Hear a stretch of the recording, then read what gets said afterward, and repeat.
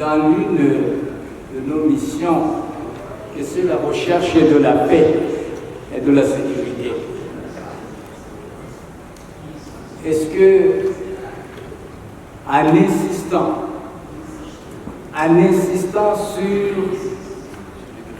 la signification de certains mots, ou en ajoutant ou en enlevant un mot ou un autre,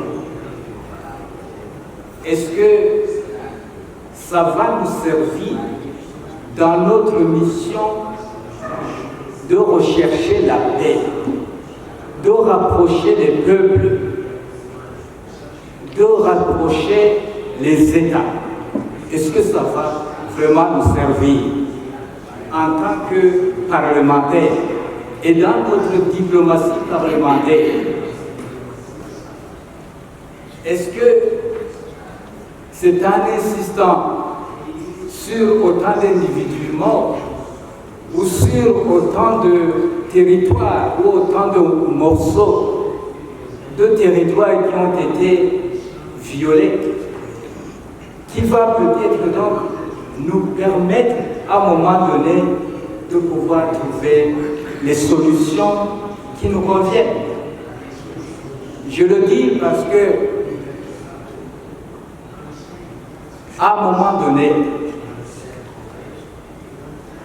il faut, je ne sais pas le mot peut-être qu'il faut utiliser, mais il faut aussi penser à l'autre. Au Burundi, nous avons vécu des situations très difficiles, très difficiles. Mais aujourd'hui, nous mettons en avant le pardon au niveau de la vérité et réconciliation. Nous mettons devant le pardon. Mais en insistant sur le fait de dire ils ont été tués, ils ont combien? Ils étaient seulement ceci ou cela. Est-ce qu'on pense à un moment donné que le pays doit être réconcilié avec lui-même?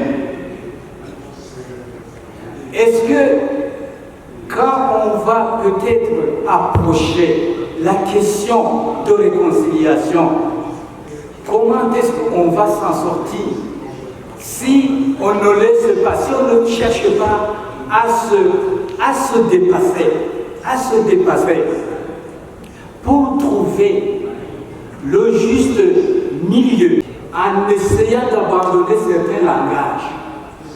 Comment est-ce que le pays va se reconstruire, va se réconcilier avec lui-même? Ici, je le dis parce que c'est nécessaire de renoncer à certaines choses si effectivement on veut avancer.